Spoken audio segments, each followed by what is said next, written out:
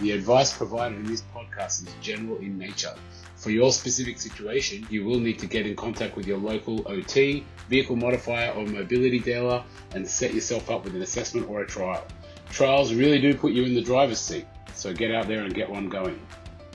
Before we get started, we just want to do a quick shout out to our sponsors who make this show possible: Mobility Engineering, Driving Well and Williams OT. This show takes time and money to put together, and we are forever grateful for their passion for our industry. Okay, enough of the business. Let's get on to the interview with Jenny and Brad. G'day and welcome to the Drive Able podcast. I'm Brad Williams and with me today is Jenny Gribbin. G'day Jenny, how you going? Yeah, good. How is everybody? Yeah, we today are talking with our old podcast host, Ali Akbarian from Mobility Engineering. Ali is the chairman of the board of Mobility Engineering and is now a proud sponsor of the Drive Able podcast. Today we're talking to him about his decision to stand aside from the podcast for the time being and what he's doing instead. We're also going to reflect on the 80 episodes that he did with me and reflect on the to's and goings and the things that he really enjoyed about the podcast.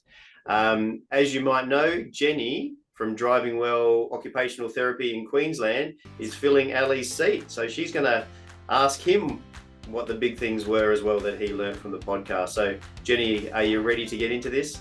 Definitely, Brad. Looking forward to hearing Ali's insights and what he's loved over the 80 episodes with Drive Able and what he's doing now. All right, let's get into it. Okay. Driving Well Occupational Therapy loves working with people of all ages and with all kinds of medical conditions to safely give them the opportunity to explore their driving goals. All right, welcome back. Now, you've just heard somebody do a voiceover, and that guy is Ali. Ali is a past presenter on the podcast, a host of the podcast, the Drive Able podcast, and we're catching up with him today to find out what he is doing now. How are you, Ali? G'day, and how are you feeling? How are you going? Yeah, feeling pretty good. On a personal level, I'm actually just on my second last day of a 75-day fitness and health and all this kind of challenge without any breaks. So in that respect, I'm feeling pretty good, feeling a little bit tired from it, but feeling pretty clear and all of that. So that's been really good. And I kind of had to get onto that because I needed to do quite a fair bit of stuff in the last few months, which has been going well. And hopefully we can talk a little bit more about that as well. So but really good and really excited for the rest of 2024. Wow. For the people that this might be their very first podcast, introduce yourself for us. What's your background? Where have you come from? And give us a little bit of a history about you. Yeah, okay. So from, I guess the starting, like the most relevant stuff to this podcast is I started this podcast with Brad a couple of years ago as a bit of a side passion project, and started recording it and interviewing it and really enjoyed doing that, and learned a lot about that, learned a lot about myself and a lot about, disabled community and all of that stuff. So that's been a fantastic experience. My background is I'm an automotive engineer. I work with Mobility Engineering, which is a product supplier. We also work with modifiers, but we basically mainly supply products to the market, to mostly automotive, and now, which is one of the things that we're talking about, moving into home modifications as well, and moving into other parts of the industry as well. So yeah, my background started off, I've been doing this stuff since I was literally 12 years old, working with my dad, who started this company, doing engineering, working on cars, probably actually earlier than that. Now that I think about it, as I talk it out, I remember my earliest memories is my dad buying cars, doing them up, rusty cars and, bombed out cars, and doing them up and then reselling them as a bit of a side hustle. And I was always just dragged into the garage to, help out and do all the, fiberglassing or whatever the hell it was he was doing. That probably started about 3 or 4 years old. And then, just being around cars my whole life. And I enjoy it. it's quite an interesting one because I don't actually enjoy owning a car myself. And I don't actually have any special cars. I mean, I do have a combi, which I've sort of been stuck with, but I'm not really like a car enthusiast where I'm interested in owning cars and doing them up, but I like to look at other people's cars. Maybe because I don't want to spend my money. I'm happy for other people to spend their money on the cars, and I'll just help them get their cars compliant, and they can pay me for it.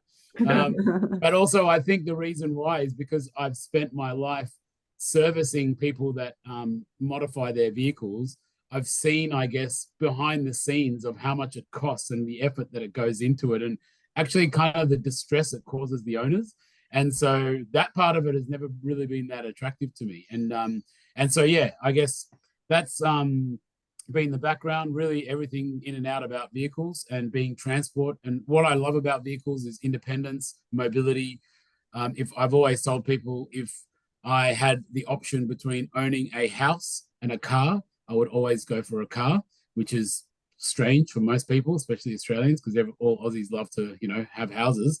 But for me, a car represents ultimate freedom and ultimate independence. And that's segueing into why I guess when I took over the company from my dad, I really wanted to work in the area of the industry, the automotive industry, where people need help to become independent, where I guess I feel like I'm got knowledge from such a young age that I can help empower people to get independent.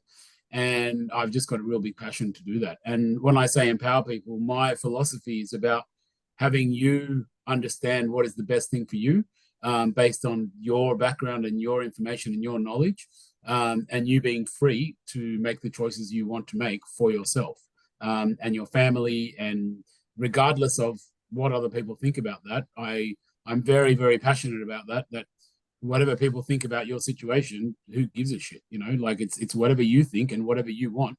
And most people don't understand, in my experience, like how things operate, how regulations work.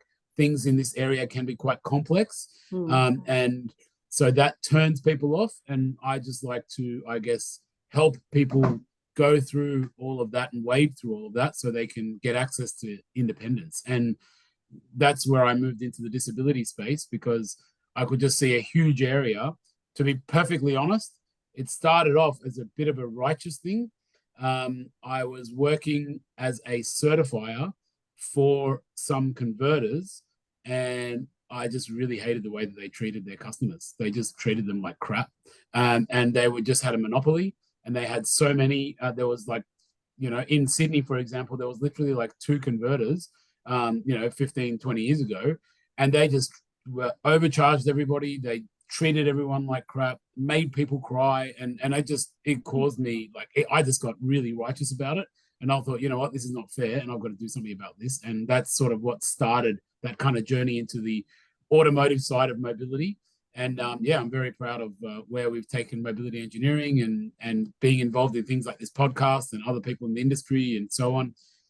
I can keep talking forever. So, well, no, I'm going to cut you off. If they want to know more about your history as a car modifier and engineer, mate, you're the star of a podcast. I've just been looking up which episode it actually was. I actually interviewed you on episode 40 back when, and we ended up, so they can go back and listen to episode 40 about what the difference between a vehicle modifier and a mobility engineer actually is. They can go back and listen to that episode 40, about the whole ins and outs of those 2 areas and how they work with the NDIS. Mate, we did 80 episodes together for the podcast, and we went into a new phase after episode 80 with Jenny.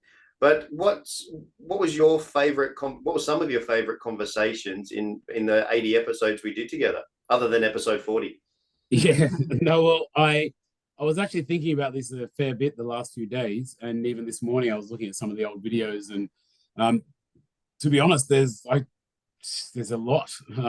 So I really like a lot of them. like there was, which there's a few of them which I actually just follow now pretty intensely online as well. There's Leanie, which was the wheelchair warrior.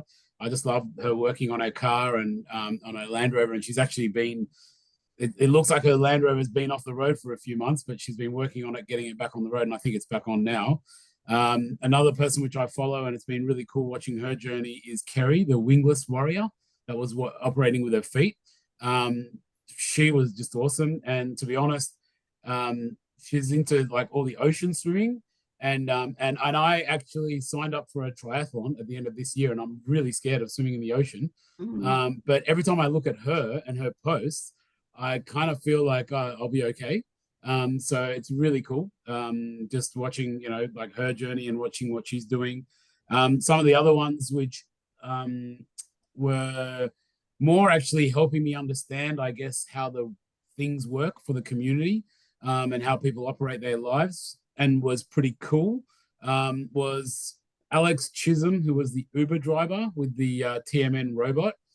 I thought that was really cool that you had like a disability Uber driver that was driving with hand controls and, showing off kind of the products in the vehicle to drunken, Friday night, party goers.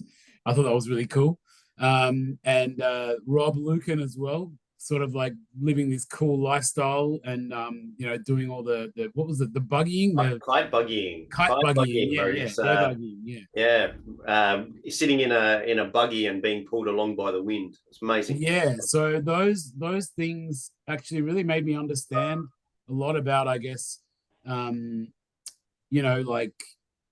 how you can just continue living like a life with a certain and follow a certain passion and actually really enjoy it, and those situations were really cool in that respect. And another few that were I guess there's a few others, but one which again really stood out, and I've actually referred quite a few people through to them, is Natalie Wade, the lawyer, and understanding, and again, I guess her journey, whilst I don't have a specific disability, well, most of my kids would argue that I do, but anyway, I feel like I guess I like what she's doing because it's somewhat along the lines of what I'm doing, or trying to do, which is advocate for that part of the community and to stand up for a group that is having difficulty standing up for themselves. So I just love the fact that she just didn't take any crap, and was a really, really strong woman and an advocate for the community and really pushing forward. And the one thing I learned from her was the concept of the disability community, and that idea of being proud to be part of a disability community, so and I thought that was really cool, which segues a little bit onto another one, which is slightly in contrast to the disability community idea, but also still very good, which was one of the early ones, Peter Simmons, and he had some high-level hand controls. He was an older fellow, and one of the things that stood out with him was he basically ignored the advice from the OTs all of his life. And then he ended up with a bung shoulder much earlier in life than he would have been, because he was doing all the, transfers across and basically ignoring the advice of the OTs. But he said that he would do it again and again a million times, because the way that he operated his life, which was with a lot less equipment, made him feel more like kind of normal and more like part of everyday life. And he said that on reflection had a very strong, influence on how he lived his life and the impression that he saw of himself and the vision of himself as a person. So I thought that was really interesting, perspective, because as someone who sells equipment, I've got a bias to say, hey, buy as much equipment as possible, load your car up with everything, so if you need a turner, you should have this and that and everything else in between, because, we want to sell equipment. But at the same time, sometimes the equipment might actually hold you back, from your full potential. So, and I really like that. And I love that idea of, you pushing back. And one of the last ones, which I've mentioned many times, is Nick Tiago. And he also, again, I thought the way that he was able to articulate the disability and the way he's able to speak and the sort of the direct nature of his conversation, but I don't know, the way he was able to paint a picture, I just felt like it was one of the closest descriptions to me understanding what it would be like to living with that kind of condition.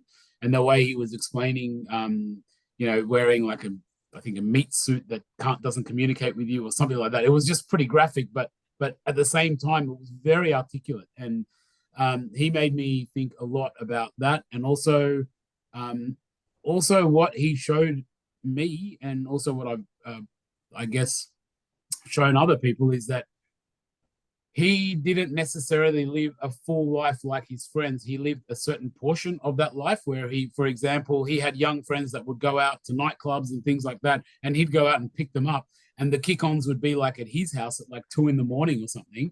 So he maybe didn't get to go out at the nightclub, but he didn't let that kind of hold him back.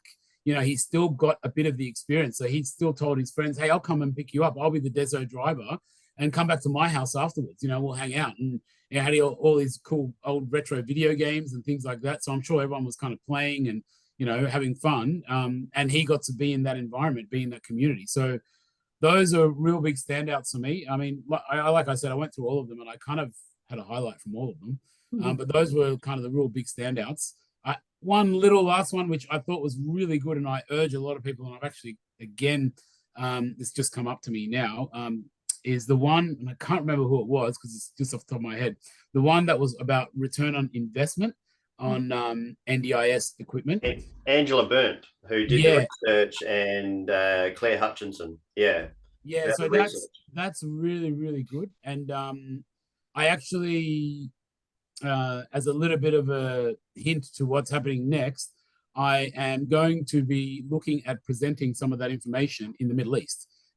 Because they're looking at, so for example, in the UAE, they started a funding scheme that was, I guess, way too rich, and people were just getting all these brand new Mercedes-Benz and all these, high-level leather, high-level cut seats like the one in my background there, but all trimmed in leather and all this kind of stuff. But it just fell apart. People were taking too much advantage of it. And so, I've had a chat to some of the contacts that we have over there, and they're very interested to understand the structure of the NDIS, So yeah, those are the little things that, again, I highly recommend for OTs and anyone in the industry to go out there, even just general public to go and have a look at that one. So many people I meet, just last week, I was having a barbecue. I was at a barbecue, and there was people, as anyone that's here in this podcast will understand, you'll go to a barbecue, and as soon as you mention NDIS, what do people say? Oh, that's a rip-off, and people are ripping this off, and blah, blah, blah. And you're sort of sitting there as a person that works within NDIS, and it's the complete opposite, and you've got to actually educate people. And that information from that episode from Angela Byrne has given me great guns to educate people when I'm at the barbecues, to say, hey, it's actually not exactly what it is, and it's a great return on investment, and here's the data. Yeah. Episode 64, people, if you want to go and see that one, go back to episode 64. If you want to watch it on YouTube, listen to it on your favorite podcast channel, episode 64 of the Drive Able podcast. Absolute goldmine of information in that podcast in regards to the value for money, in regards to hand controls, vehicle modifications, in regards to getting in and out of the car. The return on investment is huge. And the return on investment in terms of the dollar value that's paid, that's earned back when thinking about allowing someone with a disability to be able to get out and about and access into the community, to go and be a participant in the community so that they can go out and spend money in the community. And that's what we're talking about, return on investment. And that study also gives a payback time period to the insurer as well. So it says, like, well, for these certain different scenarios, the payback time to the insurer is a couple of months, or for maybe 10 months for some of the more expensive options. Driving OTs definitely use that in our applications. Yeah, it's a good one. And if you're not, you should be. Yeah, definitely. Yeah, Yeah. yeah. And it could be a reason why your funding applications may keep getting, rejected or asked for more information. When you put stuff like that, it helps the government really justify what they're spending their money on, if you look at it from their perspective. So You've touched on a lot of different pieces and your highlights of different episodes, but is there one or two things that you're doing differently from what you've learned, Ali? Is there a couple of things where you go, I've changed the way that I do my work now based on this? My entire life is different, to be perfectly honest. When I wake up in the morning, when I have any kind of challenge in my life, or I go and talk to people who are sitting there, feeling sorry for themselves, I just say, hey, go listen to any one of these episodes of all of these people that are doing what they're doing with the cards that they've been served in life. And you're sitting here with way better cards and you're sitting here complaining. I have so much appreciation for everything else. And to be honest, in a personal level, when I first started this podcast, it was kind of coming off the back of COVID and those lockdowns and that I was in a personally very horrible place. Those lockdowns really affected me negatively. I had personal breakdowns. I was bloody crying in the corner of my bedroom at one point. It was horrible. For me, as you can tell, I can't bloody stop talking, and I love to be out and about. And for me in New South Wales, we were stuck here, for 5 or 6 months, not able to see anyone, and it was during my 40th birthday, so it was a pretty tough period. And this podcast has actually brought me out of that, brought me much more into reality to look at perspectives of, look at what other people are dealing with. And I have so much more appreciation for that. And also I have a lot more understanding of how the equipment works, how people use the equipment, how it affects people's lives, how important it is. But at the same time, how it shouldn't be shoved down people's throats, and it should kind of be, people need to understand to make the choices themselves and really understand that kind of that user chooses kind of element. So yeah, those are some really big learnings I've taken on a personal level, and even just being able to communicate to the customers a lot better and understanding, to be honest, just understanding the NDIS. This has really helped me understand the NDIS and just helped me to then get other people to understand it as well. So yeah, it's been a great learning experience on a personal level as well. I really couldn't agree more with everything that you've just said. That I've been doing it with you all the way, and we started it at the start of 2021, and just post COVID, and we were doing it because we couldn't be out on the road a bit at that time as much as what we could be.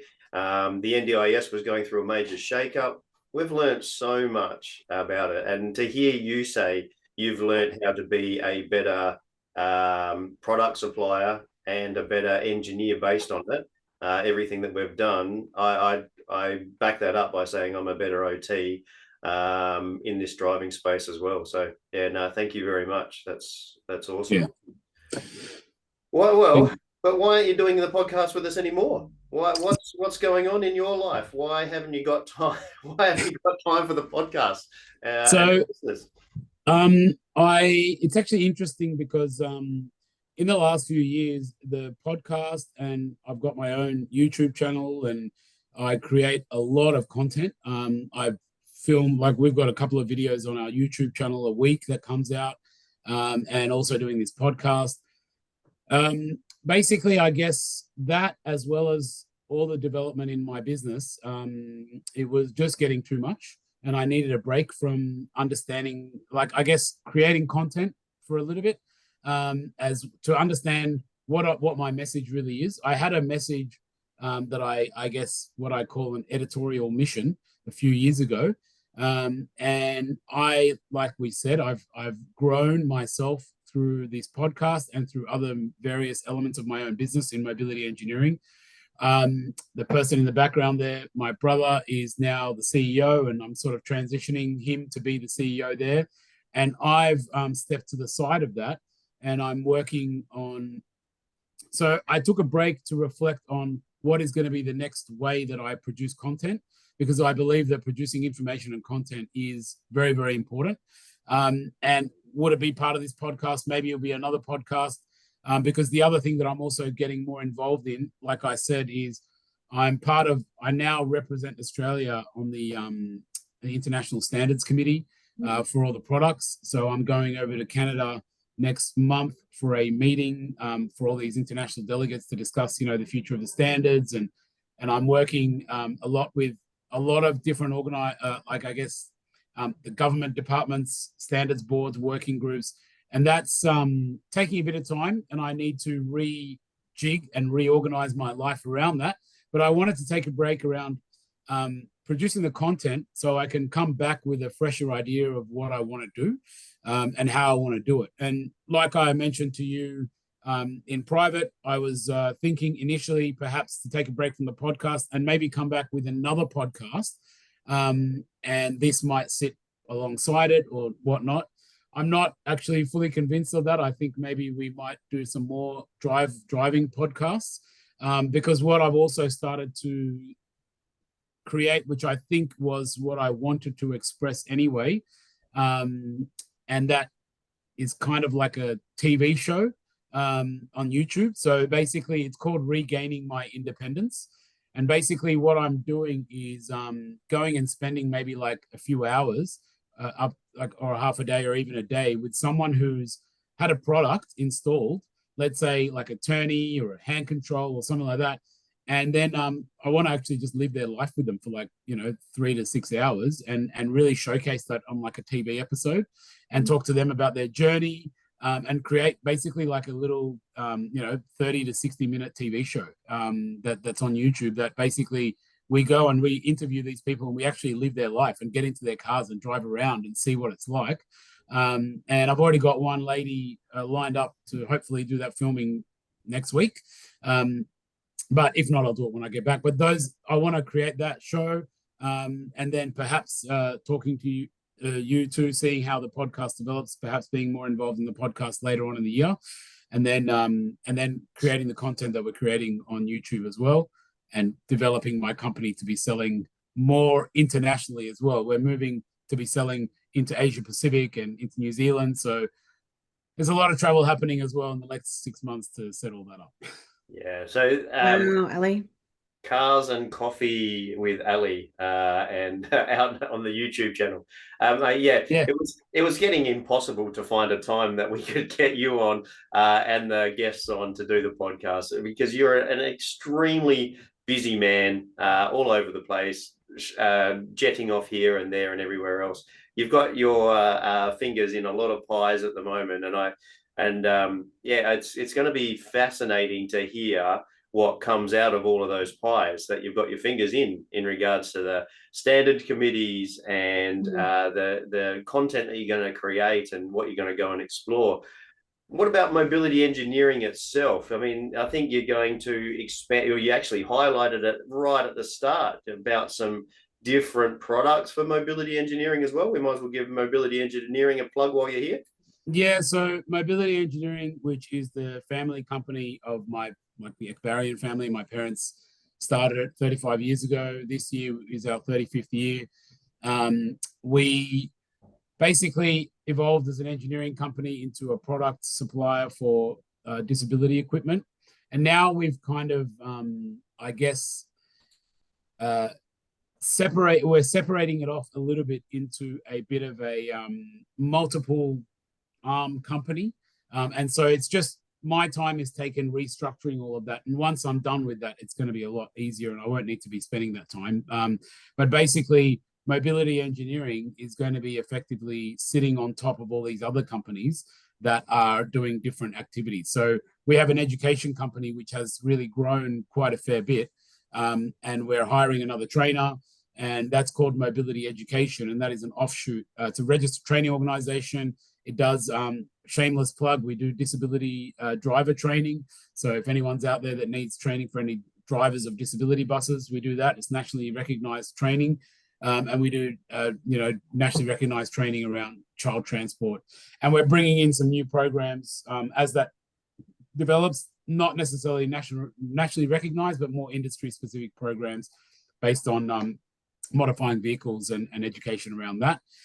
And then we also have, I guess now we're looking at mobility home access or mobility access. So looking at home products and in-home products, mainly elevators and lifting platforms and things like that, and looking at kind of getting trained on that and moving into that.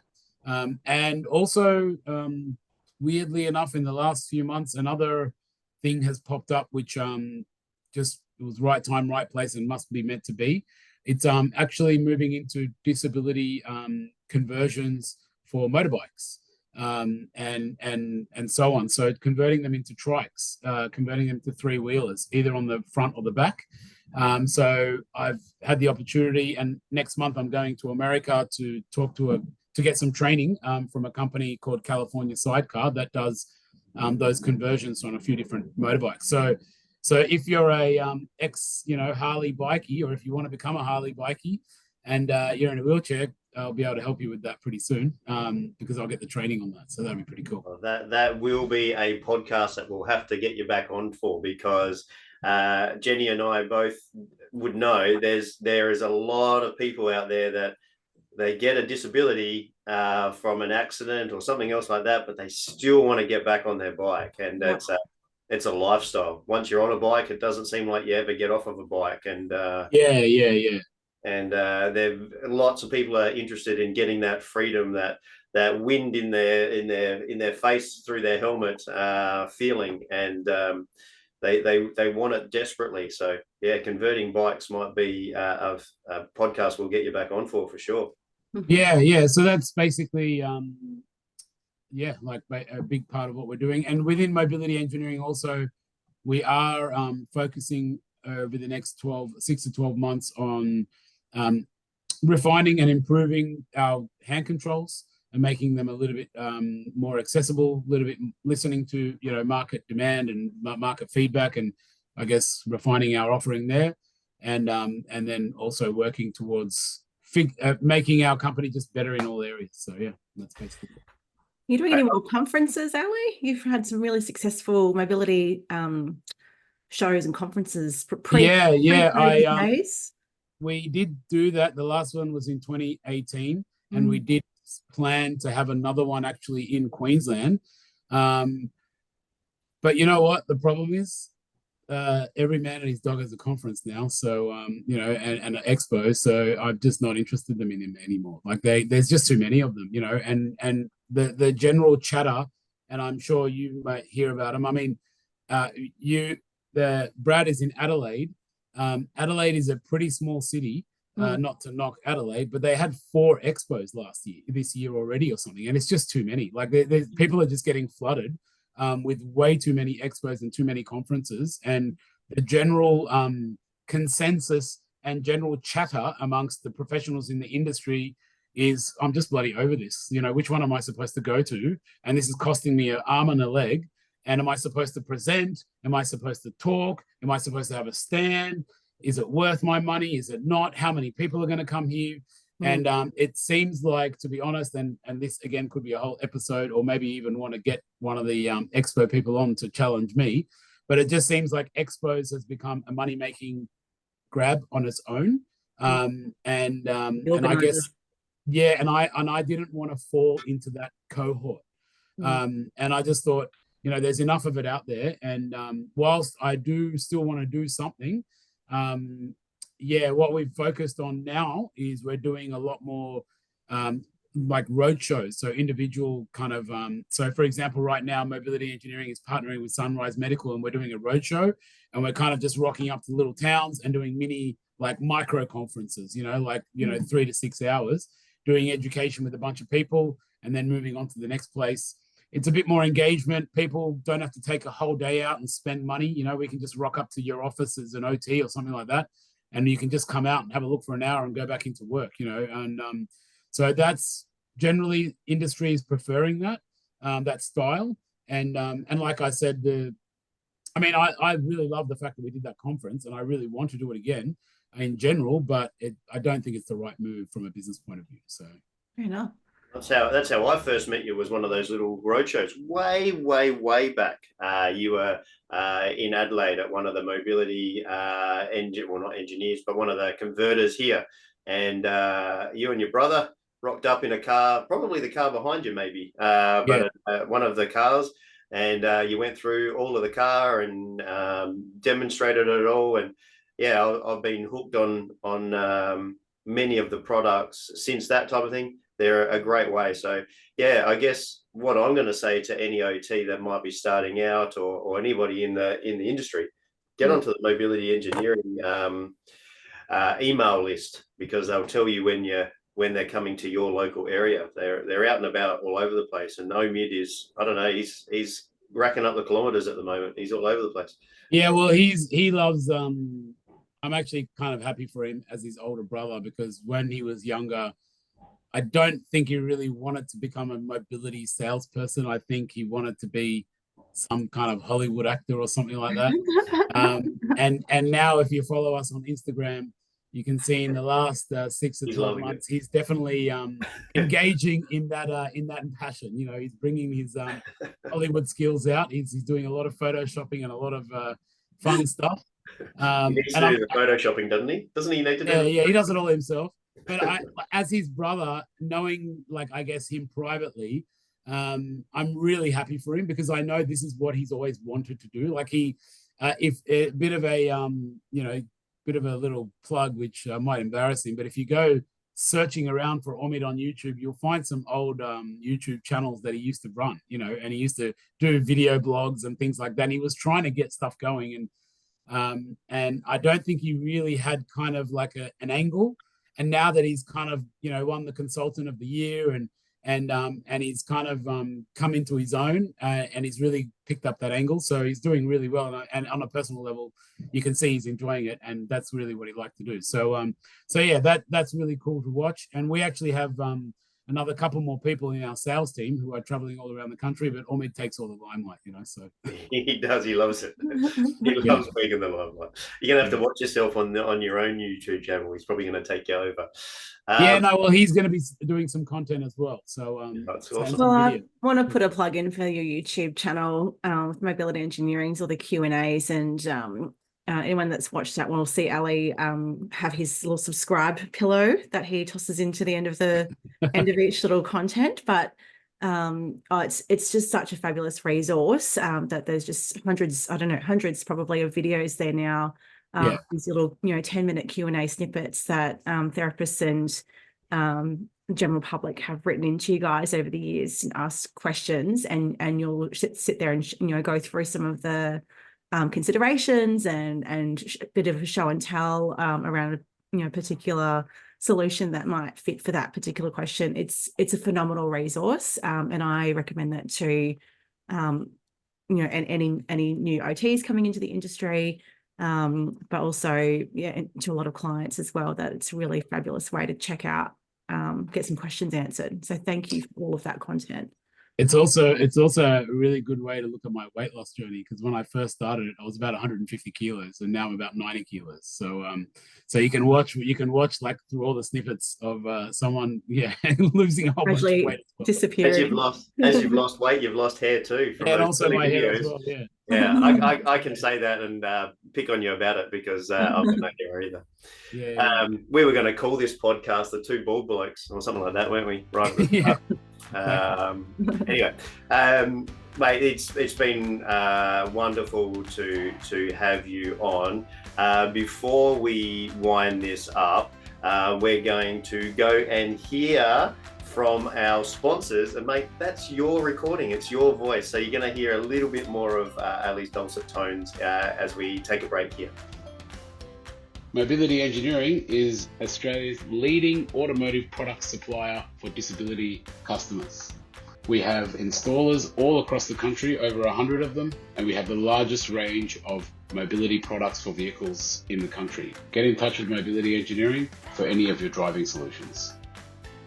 All right, everybody, that was Ali doing our recordings for us. Thank you for still being involved in regards to our intros and our outros and plugging our sponsors to make this show possible. Ali, it's great that we'll be able to hear your voice as we go forward.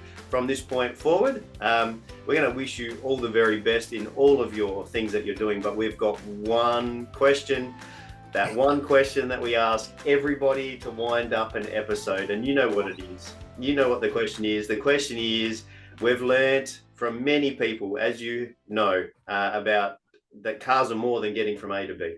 It's about memories, it's about journeys, it's about things that are really special to them. What is a special trip or a special thing that you've done with your car that you can remember that you like to share with us? I think you've shared one before about being towed behind a car on a wakeboard or something like that on a beach. Yeah, that was on the sand dunes, but I've actually had a new one since then, which was really good, and I use it. I recommend that as well. So in the beginning of 2023, I think it was, I rented a motorhome, and this actually just reminded me of the lady that we interviewed that had the motorhome as well. And I rented the motorhome, and we drove my wife and I and my two teenage daughters. We drove from Sydney to Perth over a month along the bottom of the country, and it was, I guess, the experience was amazing. This country is beautiful. We went to places just like that, and it was actually pretty funny because my kids, before we went on the, I've got teenage kids that are 15 and 14 and 15 at the time. It was interesting because the kids, before we left, they were like, "Oh, you're going to get sick of us. Well, blah, blah, blah. How are you going to handle us in this little caravan this whole time, etc., etc." And we were about 2 weeks into it, and we were in Kalgoorlie or somewhere, and there was a plane flying up above us. And my daughter's like, "Oh my God, I wish I was on that plane." And I was like, "Why?" And she's like, "I'm bloody sick of you guys. I hate you guys." And I was like, "Oh, I thought it was supposed to be the other way around." She's like, "How come you're not sick of me?" I'm like, "Because you're my kid. I love you.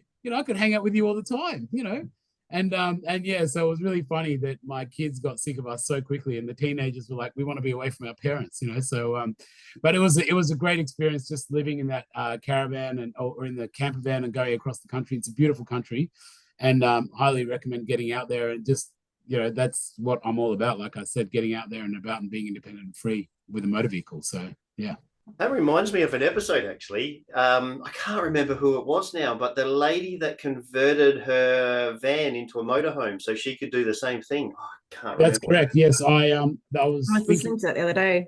I can't remember what her name was, but yeah, there is an episode about if you've got a disability, you don't have to miss out on that, and getting the van converted so she could actually go and visit caravan parks and get out and about and see this wonderful country. And if you ever had an interest to do that, I would highly recommend you looking at that. I'm just trying to see if I can find. Oh yeah, episode number 70, and that was Leanne Henderson. Yes, yep. I highly recommend that you just check that out, because a lot of people might think it's not possible or it'd be too hard. But as she said, any campsite she went to, people were jumping to help her, jumping to do stuff for her. Even when her car got broken down, they repaired it for her. And, as a person who's, even when I was in that, there was one funny story when we were in that campsite where we thought that our daughter had fallen asleep in the caravan or in the camper van and locked all the doors, and she would sleep with her headphones on. And then we were knocking the caravan and rocking it and trying to wake her up. And we thought that she was in there, but she'd walked off to the park. But as soon as we were knocking on the door, we had all these people from the caravan park just come and try and help us.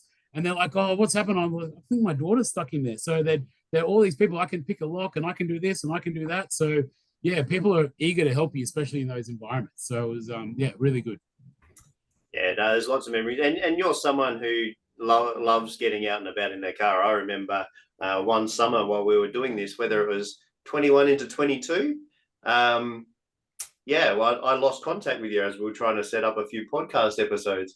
And then I later find out that you're driving basically around the border of New South Wales, going on a massive adventure. Look, it's I'm going to miss you on this podcast for the next little bit. It's been great having you on for the first 80 episodes.